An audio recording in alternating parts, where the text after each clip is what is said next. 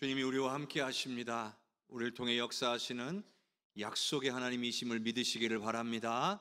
우리 옆에 계신 분들과 함께 인사 나눕시다. 사랑합니다. 축복합니다.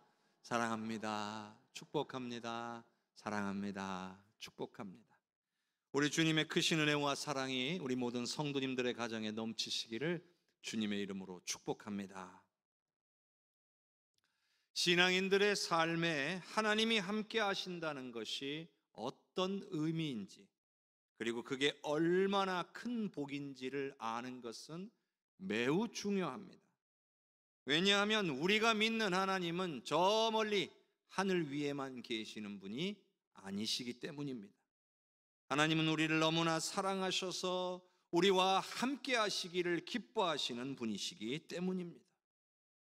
하나님이 사람을 처음 만드셨을 때에는 에덴 동산을 지어 그곳에 사람을 살게 하시고 바로 그 에덴 동산에서 사람을 만나 주셨습니다.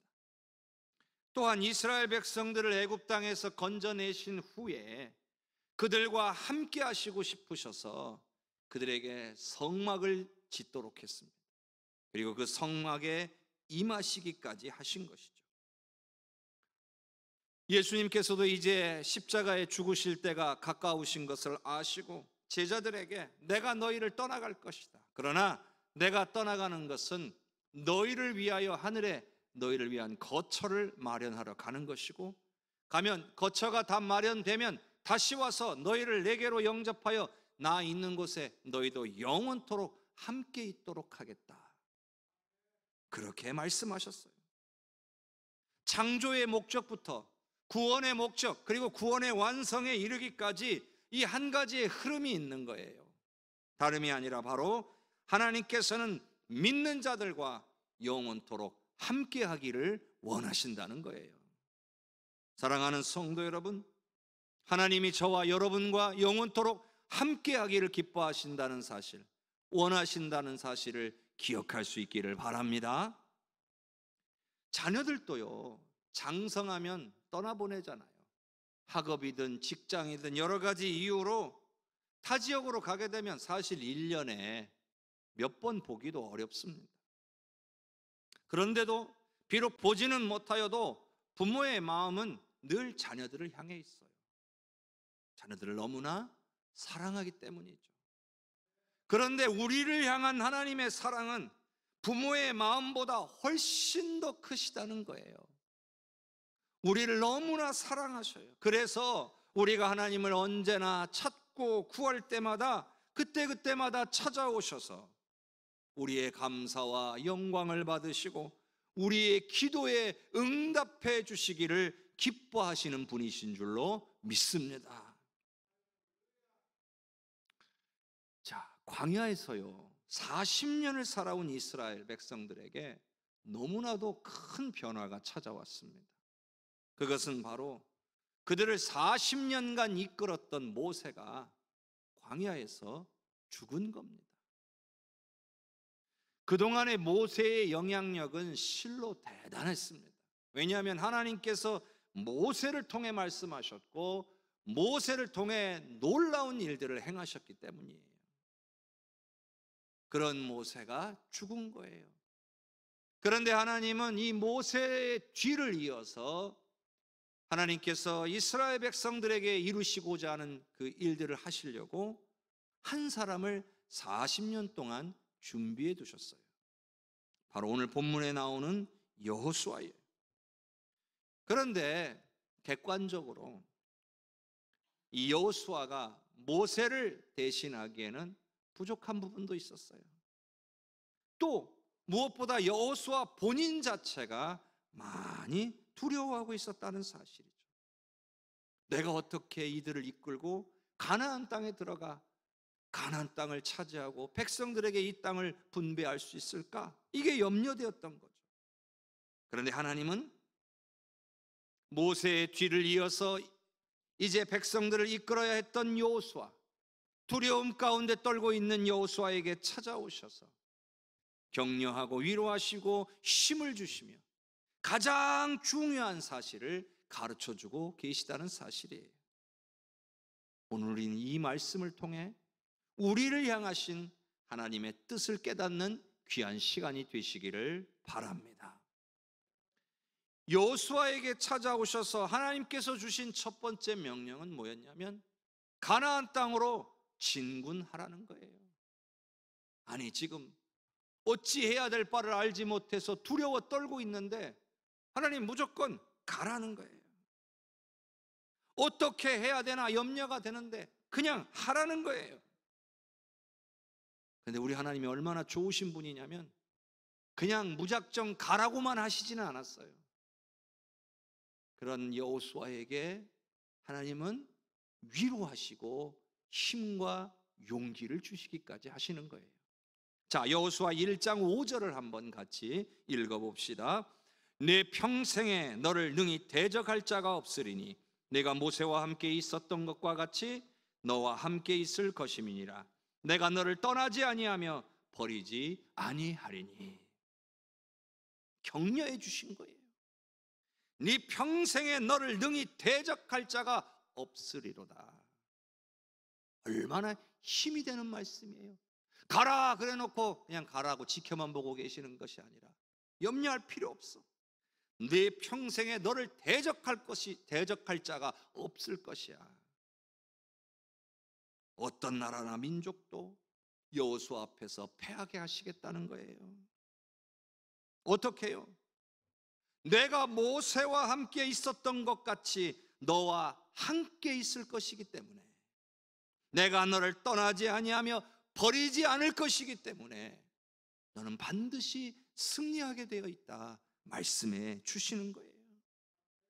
여호수아의 앞길에 그 어떤 것도 방해가 되지 못하는 이유는 하나님이 함께 하시기 때문이라는 거죠. 여러분, 하나님이 함께 하신다는 건 바로 이런 거예요. 그냥 마음이 좀 든든해지고 마음이 좀 평안해지는 것, 그런 정도의 수준이 아니라 하나님이 함께 하신다는 것은 하나님께서 우리를 통해 우리를 위해 역사하신다는 것인 줄로 믿으시기를 바랍니다. 우리는 이걸 분명히 알아야 돼요. 왜냐하면 많은 신앙인들이 이걸 제대로 알지를 못해요. 하나님이 함께 하신다는 게 무엇인지를 구체적으로 알지 못하고 신앙생활을 해요. 왜 그럴까요? 하나님께서 살아계시다는 것을 믿지 못하기 때문에 그래요. 말로는 하나님 살아계십니다 이렇게 하지만 실제로 살아계신 하나님을 경험해 보지를 못했으니까 믿지를 못하는 거예요. 또한 하나님께서는 믿는 자를 사랑하시고 그리고 믿는 자들을 위해서 일하시기를 기뻐하시는 분이라는 사실을 못 믿기 때문이에요. 여호수아는 어떤 사람이냐면 모세 곁에서 40년을 보냈어요. 40년 동안 하나님께서 모세와 함께 하시는 것을 지켜본 사람이에요. 하나님이 함께 하시면 어떤 일이 벌어지는지를 온몸으로 체험한 사람이에요. 그러니 그 누구보다도 하나님의 살아계심을 확실히 믿는 사람이에요. 그런데 그런 하나님께서 여호수아 자신에게 찾아오셔서 말씀하시는 거예요. 내가 모세와 함께한 것과 같이 너와도 함께하겠다. 여러분, 얼마나 힘이 됩니까? 얼마나 기쁠까요? 막 가슴이 두근두근하고 막 떨리기 시작했을 거예요. 그리고 그동안 낙심이 되고 두려웠던 마음은 온데간데 없고 속에서 용기가 솟아나게 됐을 것입니다. 성도 여러분, 하나님께서 우리에게 말씀하시고 명령하실 때에 우리가 감당해야 되는 일들만 바라보면 두려울 수 있어요. 그러나 여러분, 잊지 마세요. 하나님은 말씀만 하시고 그저 지켜보시는 분이 아니십니다. 반드시 우리와 함께 하시며 우리를 붙들어 주시고 우리를 통해 일하시는 분인 줄로 믿으시기를 바랍니다. 여러분, 하나님이 우리에게 맡기신 일은요, 절대로 우리 혼자의 힘으로 하는 게 아니에요. 그렇게 해서도 안 되는 거예요. 하나님께서 함께 하시며 직접 행하여 주심을 볼 수 있는 저와 여러분이 되시기를 바랍니다. 여호수아 1장 6절의 말씀을 함께 읽겠습니다. 강하고 담대하라. 너는 내가 그들의 조상에게 맹세하여 그들에게 주리라 한 땅을 이 백성에게 차지하게 하리라. 하나님께서 하시겠다는 거죠. 그런데 하나님의 두 번째 명령, 강하고 담대하라는 거예요. 이 강하고 담대하라는 명령은요, 우리가 오늘 읽은 본문에 무려 3번이나 나와요. 6절과 7절과 9절에 나와요. 그만큼 중요하다는 것이고 반드시 행해야 되는 일이라는 거죠. 그런데 이런 생각을 해볼 수가 있어요. 아니, 강하라고 담대하라고 명령하시면 예 알겠습니다, 강하겠습니다, 담대하겠습니다 이러면 강하고 담대해집니까? 마음먹은 대로 다 되면 모든 일이 얼마나 쉽겠습니까? 어려운 일이에요. 그런데도 하나님은 명하신다는 거예요. 그럼 순종해야죠. 아니 그러면 어떻게 하란 말입니까? 저는 이 말씀을 묵상하면서 이렇게 깨달음을 얻었습니다. 환경과 상황만 바라보다가 흔들려서는 안 된다. 환경과 상황과 자신의 능력을 보지 말고 너와 함께 하시는 하나님을 바라보라, 이런 말씀으로 들렸어요. 그리고 나 여호와가 약속한 것이 아니냐, 그러니 약속의 말씀을 철저히 붙들고 신뢰해라, 이런 말씀으로 들렸습니다. 성도 여러분, 우리가 힘들고 어려운 상황들을 만났을 때 힘겨워하고 두려워하며 흔들리는 이유는요, 우리의 환경과 상황에만 우리의 시선을 고정하고 있기 때문이에요. 그러다 보니 거기서 헤어나오지를 못하게 되고 점점 더 부정적인 생각들이 쌓여져 가는 거예요. 여러분, 우리가 흔들리는 이유는요, 하나님이 나와 함께 하신다는 사실을 온전히 믿지 못하기 때문이에요. 성령님이 지금 내 안에 계시다는 사실을 믿지 못하기 때문이에요. 그리고 선포된 하나님의 말씀, 약속의 말씀이 반드시 약속대로 이루어진다는 것을 믿지 못하기 때문이에요. 오늘 하나님께서 여호수아를 향해 강하고 담대하라 말씀하신 것은 저는 이렇게 봅니다. 내가 너와 함께 하는데 네가 무엇을 두려워하느냐? 내가 앞서가며 역사할 것인데 너는 왜 두려워하느냐? 내가 이미 약속한 것이 아니냐? 그렇다면 나 여호와는 신실한 너희의 하나님이다. 내가 반드시 이룰 것이다. 그러니 마음을 굳게 잡아라. 이런 하나님의 음성으로 들립니다. 성도 여러분, 혹시 지금 여러 가지 힘들고 어려운 상황 가운데 계십니까? 환난 가운데 계십니까? 누구에게도 말 못할 어려움을 겪고 계십니까? 오늘 여호수아를 향하여 강하고 담대하라 말씀하신 우리 하나님의 말씀이 오늘 저와 여러분을 향한 하나님의 음성으로 들릴 수 있기를 바랍니다. 여호수아 1장 7절의 말씀을 같이 읽어봅시다. 오직 강하고 극히 담대하여 나의 종 모세가 내게 명령한 그 율법을 다 지켜 행하고 우러나 저러나 치우치지 말라. 그리하면 어디로 가든지 형통하리니. 아멘. 하나님은 다시 한번 명령하세요. 오직 강하고 극히 담대해라. 이는 흔들리지 말고 모세가 내게 명령한 그 율법을 다 지켜 행함으로 우로나 좌로나 치우치지 않도록 하는데 힘을 쓰라는 말씀인 거예요. 주어진 사명을 온전히 감당하기 위해서는 반드시 말씀에 대한 순종이 있어야 한다는 거죠. 하나님의 백성이요, 하나님의 백성일 수 있는 것은 하나님의 말씀에 순종할 때입니다. 나는 하나님의 백성이고 나는 하나님의 자녀라고 말하면서 하나님의 말씀에 순종하지 않는다면 이는 거짓된 것입니다. 물론 우리도 사람이기 때문에 다는 못 지킬 수 있어요. 하지만 말씀에 순종하기 위해 힘써야 한다는 말씀인 거예요. 이것이 바로 여호수아에게, 그리고 오늘 저와 여러분에게 주는 세 번째 명령이라는 것을 기억할 수 있기를 바랍니다. 더불어 네 번째 명령은 우로나 좌로나 치우치지 말라는 거예요. 그런데요, 하나님 당연히 치우치지 않고 싶죠. 중심을 딱 잡고 살고 싶죠. 그런데 안 되는 걸 어떻게 합니까? 이렇게 말하는 분들이 있을 수도 있습니다. 그러나 그런 핑계는 아예 방법이 없는 사람들이 하는 말이에요. 그런데 우리 믿는 사람들에게는 우로나 좌로나 치우치지 않도록 하는 방법이 분명히 있습니다. 그것은 바로 하나님의 말씀입니다. 하나님의 말씀이 우리의 모든 판단과 행동의 기준이라는 것이죠.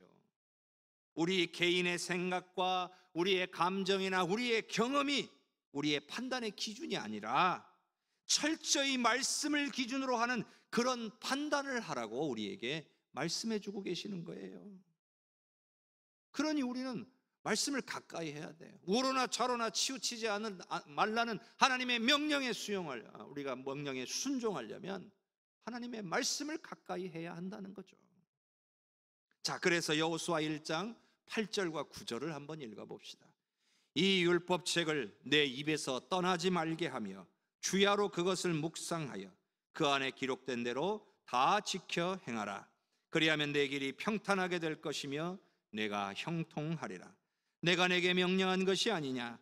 강하고 담대하라. 두려워하지 말며 놀라지 말라. 네가 어디로 가든지 내 하나님 여호와가 너와 함께 하느니라 하시니라. 아멘.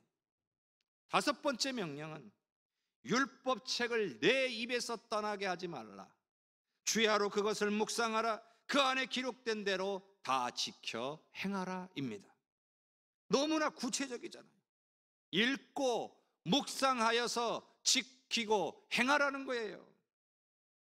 그런데 많은 신앙인들이 나는 하나님의 백성이요 자녀라고 말하면서 하나님의 말씀을 읽고 묵상하는데 게으릅니다. 그런데 매우 중요한 이야기가 나오고 있어요.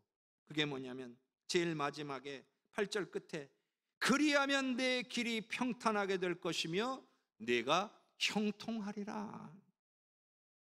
앞서 읽은 7절 말씀에서도 그리하면 어디로 가든지 형통하리라. 여러분, 형통하기 위해서는 어떻게 해야 된다고요? 반드시 하나님의 말씀을 읽고 묵상하고 실천해야 한다는 거예요. 하나님께서 지금 분명하게 여호수아에게 형통의 방법을 가르쳐주고 계시는 거예요. 여러분, 형통하고 싶으십니까? 형통하고 싶으십니까? 그러면요, 오늘 하나님께서 가르쳐주신 방법을 반드시 따르시기를 바랍니다. 형통하기를 원하면서 하나님이 가르쳐주신 방법을 따르지 않으면 여러분 형통할 수가 없는 거예요. 자, 시편 1편 1절과 2절을 한번 같이 읽어봅시다. 복 있는 사람은 악인들의 꾀를 따르지 아니하며 죄인들의 길에 서지 아니하며 오만한 자들의 자리에 앉지 아니하고 오직 여호와의 율법을 즐거워하여 그 율법을 주야로 묵상하는도다.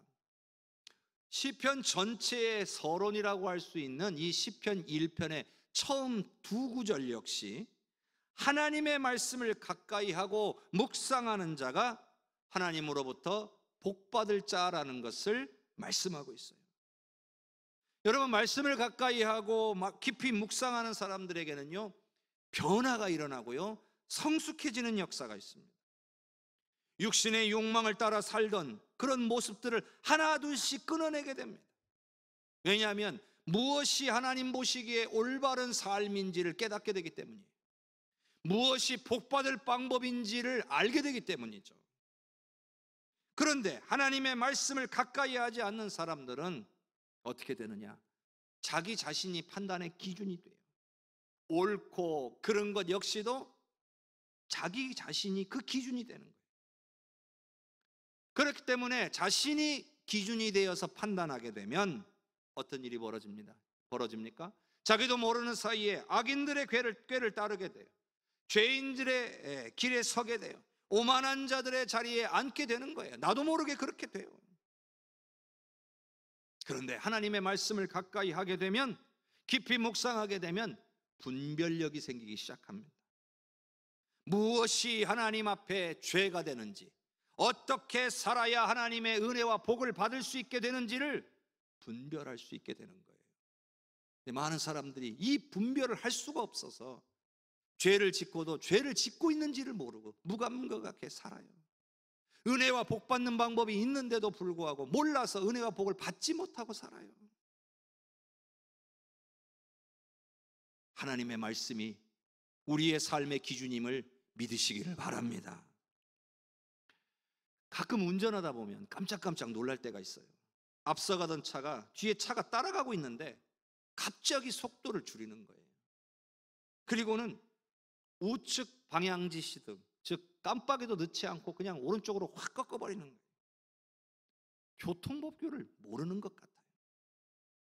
그리고 요즘은요, 회전 구간이라는 게 많이 생겼어요. 예전에는 3거리, 4거리, 5거리 이런 데가 참 교통이 혼잡해가지고 요즘은 회전 구간을 만들어서 이렇게 자연스럽게 이렇게 회전하면서 원하는 데서 빠져나갈 수 있도록 했죠. 그런데 여러분, 회전 구간에서 가장 중요하게 지켜야 하는 것이 있어요. 그게 뭐냐면 이미 회전 구간 안으로 들어와서 진행하고 있는 차가 우선이에요. 법이에요. 그래서 내가 진입을 하려다가 돌고 있는 차가 보이면 일단 멈춰야 돼요. 그리고 그 차가 지나간 다음에 내가 그 다음에 들어가야 돼요. 근데 간혹 이걸 무시하시는 분들이 있어요. 예전에 그 길이 약간 직진처럼 돼 있으니까 회전 구간으로 바뀌었는데도 직진이라고 생각하고 그냥 막 달리시는 거예요. 그럼 저는 회전하다가 깜짝 놀라서 멈추게 될 때가 있어요. 그러다 사고 나면요, 그렇게 직진한 것처럼 달려온 사람이 더 큰 잘못이라는 게 법이에요. 법을 모르는 사람들. 그러면 어떻게 됩니까? 사고가 나는 거예요. 마찬가지예요. 하나님의 말씀은 우리 성도들이 지켜야 할 법이에요. 그런데 법을 모르면 어떻게 돼요? 사고가 나게 돼 있어요. 복을 받기는커녕 자신도 모르는 사이에 죄 가운데 살게 되는 거예요. 그리고 어떻게 됩니까? 그에 상응하는 대가를 치러야 되는 거예요. 사랑하는 성도 여러분, 형통하기를 원하십니까? 하나님께서 여러분과 여러분의 가정을 형통하게 해 주시기를 원하십니까? 그럼 오늘 말씀대로 행하셔야 합니다. 말씀 읽고 말씀 묵상하면서 깨달은 대로 실천해야 합니다. 그래야 형통하게 해 주시겠다고 하는 오늘 이 약속의 말씀이 이루어짐을 믿으시기를 바랍니다. 최근 몇 년간 온 성도가 함께 성경 통독하자고 진행하고 있잖아요. 이제 조금만 더 읽으면 연초에 시작된 성경 통독이 이제 마무리가 됩니다. 여러분 어떻습니까? 올 한 해 성경 일독에 성공하고 계십니까? 생각보다 쉽지 않죠. 원수마귀가요, 가만히 두지 않습니다. 하나님의 말씀을 우리가 많이 읽고 묵상하게 되면 우리가 변화될 것을 싫어해요. 그러니 우리가 성경 읽지 못하게 끊임없이 방해합니다. 그럼에도 불구하고 올 한 해 성경을 열심히 읽으신 분들을 축복합니다. 아직 읽지 못하고 계신 분들, 남은 기간이라도 성경 전체는 다 못 읽어도 성경의 일부분이라도 여러분이 정하셔서 끝까지 하나님의 말씀을 읽고 묵상하실 수 있기를 바랍니다. 전체적으로 성경을 읽는 것, 이걸 통독이라고 하는데 이것도 중요하지만 성경 말씀은 또 자세히 읽기도 해야 됩니다. 단어 하나하나, 한 구절 한 구절 살펴서 읽고 깊이 묵상해야 돼요. 이 구절에 담긴 하나님의 뜻이 무엇인가? 나를 향하신 하나님의 음성이 뭔가? 여러분, 그래야 하나님의 뜻과 마음을 우리가 더 많이 알 수 있게 되는 거예요. 자, 골로새서 1장 9절과 10절을 한번 같이 읽어봅니다. 이로써 우리도 듣던 날부터 너희를 위하여 기도하기를 그치지 아니하고 구하노니 너희로 하여금 모든 신령한 지혜와 총명에 하나님의 뜻을 아는 것으로 채우게 하시고 주께 합당하게 행하여 범사에 기쁘시게 하고 모든 선한 일에 열매를 맺게 하시며 하나님을 아는 것에 자라게 하시고. 여러분, 이 말씀은 바울 사도가 옥중에 있을 때에 골로새 교인들을 위해 보낸 편지 가운데의 내용이에요. 근데 살펴보면 이 내용을 보니까 바울 사도가 평소에 골로새 교인들을 위해 어떻게 기도했는지 그 기도의 내용이 여기에 나온 거예요. 근데 그 내용을 정리해 보면 뭐냐면, 첫째, 하나님의 뜻을 이들이 알게 해 주시옵소서. 그 뜻에 합당하게 행하여 하나님을 기쁘시게 하는 사람들이 되게 해 주시옵소서. 선한 일에 열매를 맺게 해 주시옵소서. 그리고 하나님을 아는 것에 자라게 해 주시옵소서. 이렇게 바울 사도가 골로새 교인들을 위해서 기도했다는 거예요. 자, 그렇다면 여러분 이런 생각을 해야 돼요. 하나님의 뜻을 알려면, 하나님의 뜻대로 행하려면, 열매를 맺으려면, 하나님을 더욱 알려면 여러분 어떻게 해야 되겠습니까? 여러분 어떤 방법을 알고 계십니까?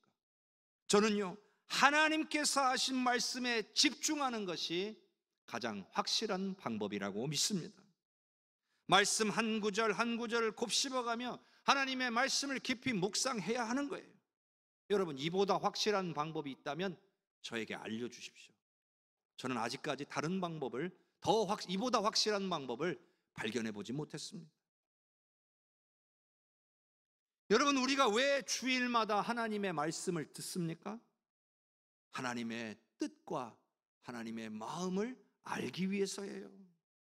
그런데 일주일에 겨우 이 30분의 말씀조차도 제대로 듣지를 못한다면 과연 언제 하나님의 말씀을 듣고 언제 어떻게 하나님의 말씀과 뜻을 깨달아 알며 또 어떻게 말씀을 실천하여 형통의 복을 누릴 수 있겠습니까? 간혹 이런 분들이 있어요. 자신은 비록 교회 나가지 않아도 하나님 믿는다 말씀하시는 분이 있어요. 항상 하나님이 자신과 함께 하시는 것을 나는 믿고 삽니다 말씀하시는 분들이 있어요. 물론 저는 그 말씀이 거짓이 아니라고 믿습니다. 진실을 얘기하셨겠죠. 그런데 이런 생각이 드는 거예요. 교회에 나와 1시간의 예배도 드리지 못하는데 과연 삶 속에서 하나님의 말씀을 읽고 묵상하며 말씀대로 실천하실 수 있을까? 그런 의문이 드는 거예요. 그냥 단지 저의 의문이기를 바라요. 삶 속에서도 하나님의 말씀 읽고 묵상하며 실천하는 삶을 살고 계시기를 바라요. 근데 여러분, 우리가 분명하게 기억하고 잊지 말아야 될 것은 뭐냐면, 말씀에서 멀어지면 우리는 하나님으로부터 멀어진다는 사실이에요. 여러분, 하나님께서 여호수아에게 말씀하실 때 단지 나만을 믿고 의지해라 이 말씀만 하신 게 아니에요. 걱정하지 마라, 내가 있잖아, 이렇게만 말씀하신 게 아니에요. 하나님께서는 명령하셨어요. 말씀을 읽고 묵상하고 실천하라는 거예요. 그래야 형통하리라. 말씀에 대한 깊은 묵상과 실천 없이는 형통의 복도 없는 거예요. 그러니 우리는 모두가 하나님을 말씀을 읽고 묵상하며 깨닫게 된 말씀대로 실천하는 훈련이 돼야 돼요. 삶 속에서 그 훈련을 해야 돼요. 이것이 바로 가나안 땅으로 이스라엘 백성들을 이끌고 가야 할 여호수아에게 주시는 명령이에요. 그리고 오늘 저와 여러분에게도 주시는 하나님의 명령임을 기억할 수 있기를 바랍니다. 그래서 저는요, 이제 성서 통독을 해오고 있었지만 이제 내년부터는 이 말씀 묵상 훈련을 좀 하려고 합니다. 매일매일 일정한 분량의 말씀을 온 성도가 함께 읽고 함께 묵상하며 또 삶 속에서도 개별적으로 적용하는 그런 훈련을 할 예정입니다. 내년 1월부터 시중에 나와 있는 말씀 묵상집을 구입해가지고 성도님들이 또 여러분의 가족들이 같은 본문으로 매일 함께 묵상하도록 안내할 것입니다. 미리 교육도 할 거고요, 전문 강사도 모셔서 훈련받는 시간도 가질 겁니다. 여러분 한마음으로 동참해 주시기를 바랍니다. 물론 모두가 다 하실 수는 없을 거예요. 그렇지만 여러분 생각하실 때에 난 이걸 할 수 있겠다, 해봐야겠다, 이런 마음의 감동이 오시는 분들이라면 우리 함께 동참해서 하나님의 말씀을 함께 묵상하고 함께 삶에 적용해 가면서 놀라운 하나님의 은혜를 체험했으면 좋겠습니다. 여러분, 말씀 묵상이 저와 여러분의 삶을 변화시킬 겁니다. 살아있고 살아있는 이 말씀의 능력을 여러분들이 경험하시게 될 것입니다. 그래서 여러분에게 임하는 형통의 복을 누리실 수 있기를 주님의 이름으로 간절히 축원합니다.